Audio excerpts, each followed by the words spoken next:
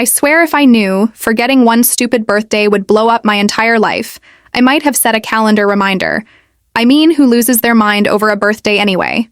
I'm Freya, 29, and this is the story of how my husband completely overreacted and served me divorce papers just because I planned a much-needed vacation during his birthday week. Marlon and I had been married for 5 years. We met through mutual friends at a house party. He was the quiet guy in the corner who kept looking at me back then, I thought. His shyness was cute. Now I realize he was just boring from the start. Don't get me wrong, he's got his good qualities, he's reliable, has a decent job that pays the bills, and he's not bad to look at. But God, the man has no sense of adventure. His idea of excitement is trying a new takeout place or watching a documentary instead of his usual crime shows I'm the one who brings life to our relationship.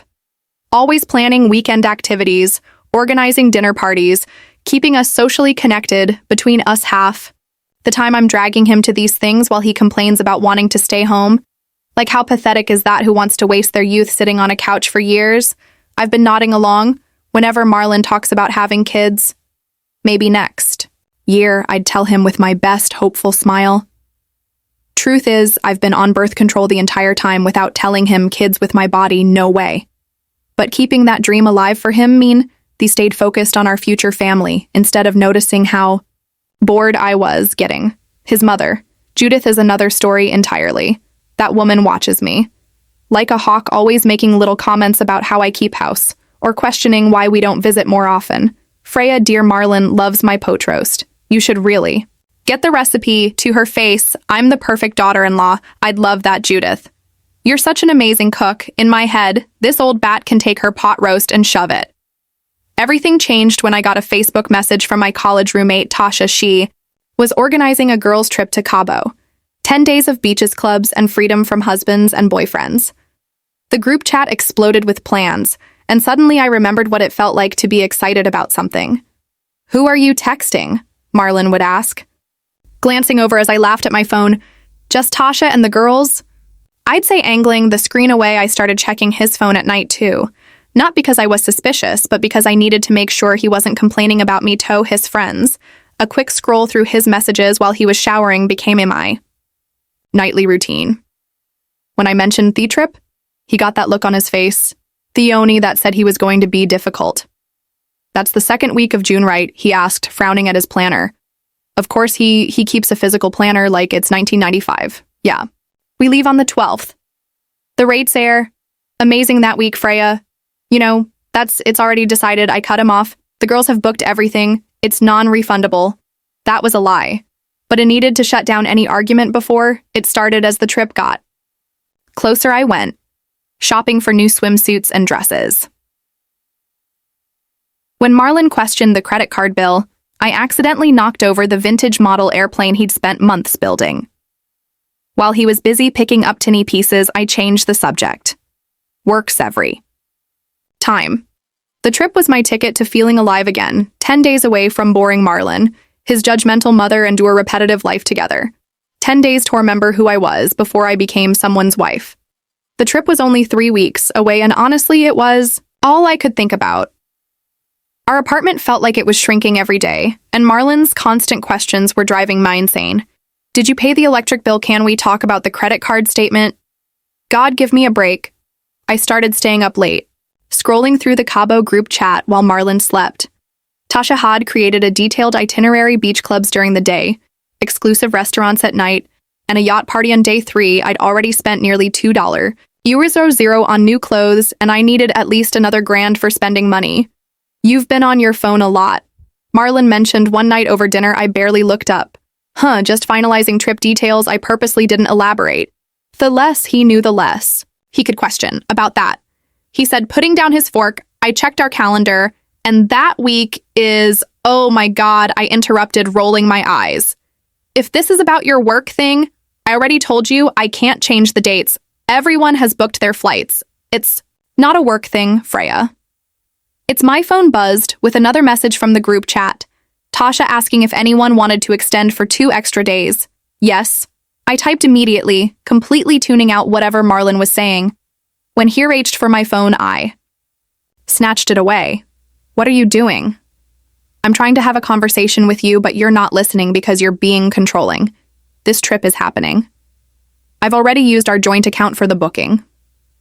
When my friend Leah texted asking if the trip dates worked with Marlon's birthday, I ignored it. Why was everyone so obsessed with his birthday? Anyway, turning 32 isn't exactly a milestone.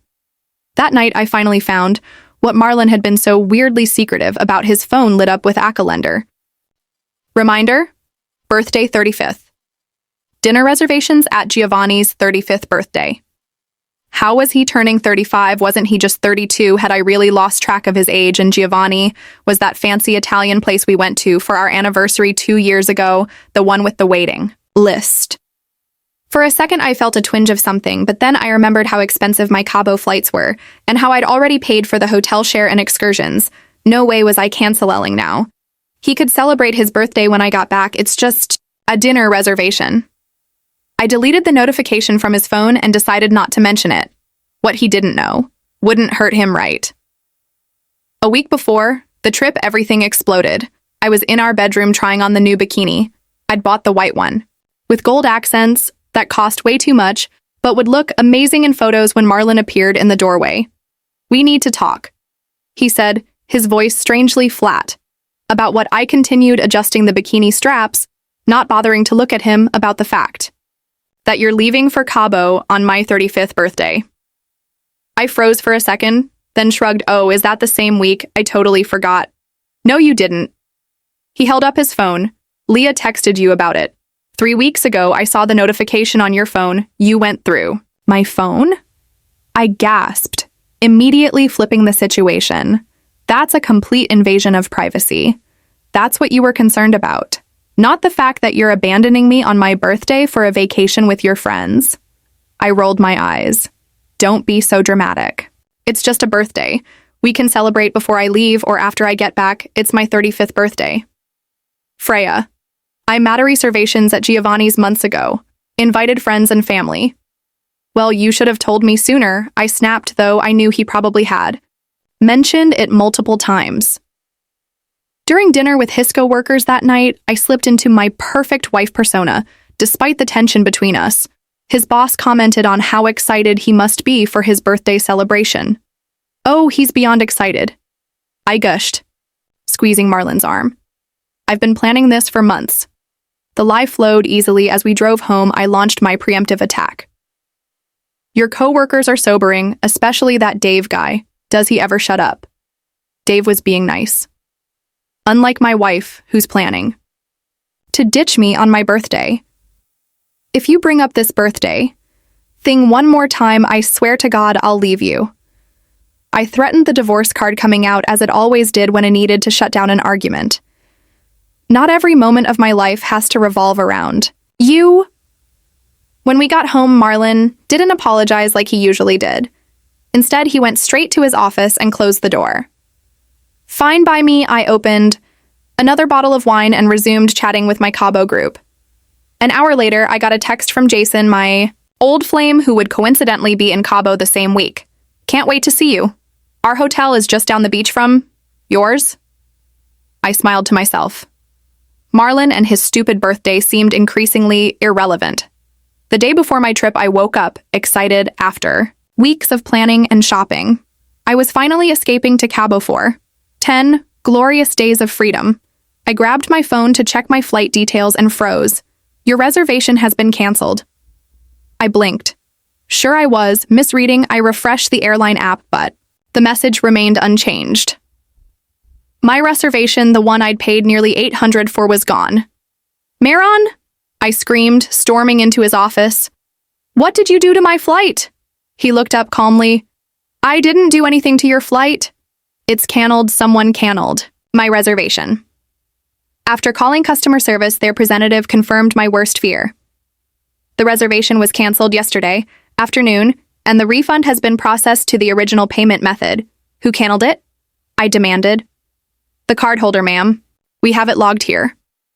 A call came in from the primary account holder. It threw my phone across the room.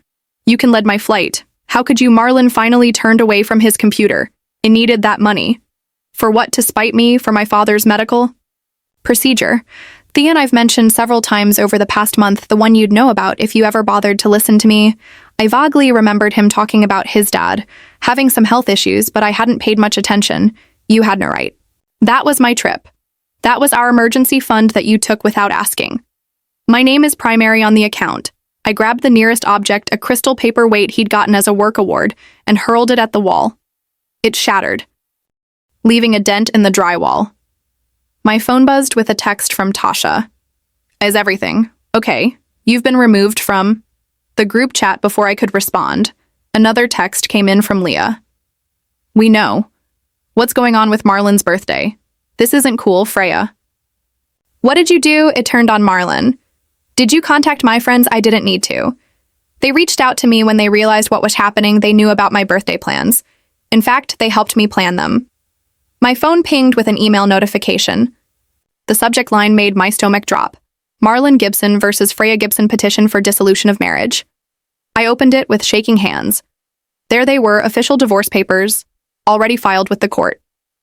What is this? I whispered, holding up my phone when Marlon entered the kitchen. Exactly what it looks like. He leaned against the door frame. I filed yesterday because of a stupid trip because of your birthday. My voice rose hysterically. You're divorcing me over that. No, Freya, I'm divorcing you. Because you lie constantly. Because you manipulate me. Because you disrespect me in front of others. Because you threaten divorce every time you don't get your way. You spoke without emotion. I'm divorcing you because I checked your messages and saw your plans to meet Jason in Cabo. You'll regret this, I threatened, but my voice wobbled. No, he said simply, I don't think I will. The next 24 hours were a blur. I called every friend I had, but nobody would take me in. Tasha actually hung up on me. Leah sent along text about how disappointed she was in my behavior. Even my college roommate, Amanda, somehow knew what was happening and declined to help. I ended up at a cheap hotel, using the emergency credit card I kept hidden from Marlon. As I sat in the lumpy mattress, scrolling through missed calls and texts, reality began sinking in. Something had shifted in the universe, and suddenly I wasn't the one in control anymore. Desperate for answers, I called Tasha one more time. Surprisingly, she answered, What is going on? I demanded, Why is everyone treating me like I'm the villain here? Are you serious right now, Freya? Do you honestly not get it? Get what Marlon has been planning his 35th birthday celebration for months. He booked Giovanni's back in January. He invited everyone. His family? Your family? All our friends. He even arranged for your parents to fly in from Chicago. My stomach dropped. My parents are coming. We're coming. They canceled their flights yesterday after Marlon called to explain the situation. She paused. He asked us to help pick a date that would work for everyone. That's why we planned the Cabo trip for that week. Freya, we were trying to create a cover so he could surprise you with a vow renewal ceremony on his birthday. The room seemed to tilt. A what? Vow renewal. For your 5th anniversary, which by the way was last month? Another date you apparently forgot your anniversary.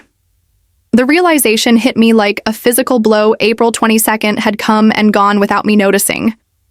But why didn't anyone tell me about the birthday? Plans because it was supposed to be a surprise for you too. He wanted to renew your vows in front of everyone who attended your original wedding. He's been saving for it since last year. Her voice cracked with anger. And the whole time you were planning to be in Cabo with us with your ex waiting nearby? Did you think we didn't know about Jason? Marlon showed us the messages? My mother's response was no better. Freya, you've been heading down this path for years. Your father and I have watched you push away everyone who truly cares about you. This is unbelievable, I fumed. My husband violates my privacy, steals my money, turns my friends against me, and you're on his side. The money was joint savings, honey, and he didn't turn anyone against you. Has simply showed them the truth. She paused. We're not taking sides. We're just not enabling you anymore. My attempt to post my side of the story on social media backfired spectacularly. Within minutes, someone commented with a screenshot of my text exchanges with Jason. Another posted a video clip from our last dinner party where I could be heard mocking Maron's recent presentation at work while he was in the kitchen. I hadn't even realized anyone was recording. As the online humiliation mounted, I finally understood the depth of what was happening. Marlon had been building his case, meticulously gathering evidence of my behavior over months, possibly years, and he'd done it so quietly that I never suspected a thing. 6 months later, I'm sitting in my tiny one-bedroom apartment in Houston, surrounded by past due bills and boxed wine. The divorce was finalized last week. Record time, according to my court-appointed attorney. I couldn't afford a private one after what happened at work. 2 weeks after Marlon filed for divorce, I was called into my manager's office. Apparently, they'd received complaints about me, bad mouth, thing clients, and falsifying expense reports. I'd been doing it for years with no consequences, but suddenly everyone was paying attention. The divorce settlement was a joke.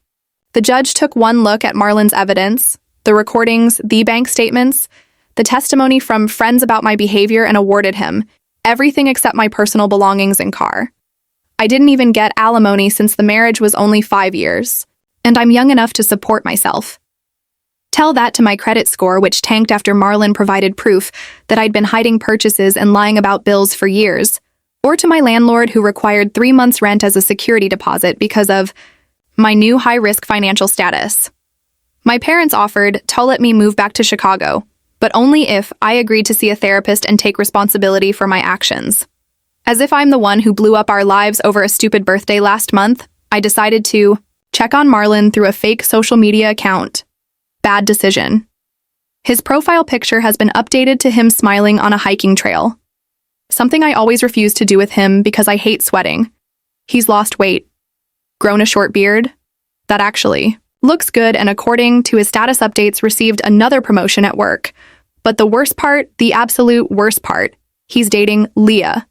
My former friend, who apparently had a crush on him for years, but respected our marriage. She's been commenting hearts on all his photos, and last week, they made it Facebook official. I tried messaging Leah to confront her about this betrayal, but she's blocked me on everything. In fact, all my former friends have, even Jason, who supposedly wanted to reconnect. Cabo never responded to my messages after the divorce news spread. My new coworkers at the call center don't know my story, and I plan to keep it that way. The pay is barely enough to cover rent and my car payment, with nothing left for the lifestyle I'm used to. No more designer clothes, fancy restaurants, or weekend trips. I had to sell most of my things just to afford the security deposit on this apartment. Yesterday was Marlon's birthday, his 36th. I know, because Facebook helpfully reminded me. Even though I've unfollowed his profile, I spent the evening scrolling through photos of the party. Leah threw him at our favorite restaurant with all our mutual friends, looking happier than he ever did with me. Some people online have suggested I learn from this experience or work on myself, as if I'm the problem. Everyone else changed the rules without telling me. For years, Marlon put up with my behavior. Always forgiving, always coming back. No matter what I said or did. How was I supposed to know this time? Would be different if anyone should be getting sympathy. It's me. I'm the one who lost everything. My husband, my friends, my job, me lifestyle, all because I wanted one vacation without having to worry about someone else's needs for once. The worst part isn't the loneliness or the financial struggle. It's seeing Marlon thrive without me. He's living the life we were supposed to have together, just with someone else. Someone who apparently appreciates all the things about him that I found boring and restrictive. Tonight, I'll do what I've done every night for the past 6 months. I'll pour another glass of boxed wine, order takeout I can't afford, and scroll through social media looking at the life I no longer have access to. I'll compose angry messages that I'll never send because everyone has blocked me. I'll tell myself that someday they'll all realize what they lost when they pushed me away. And I'll ignore the small voice in the back of my mind that whispers the truth. I refuse to acknowledge I did this to myself, but honestly, I'd probably do it all again, because deep down, I still don't think I did anything wrong. It was just a stupid birthday after.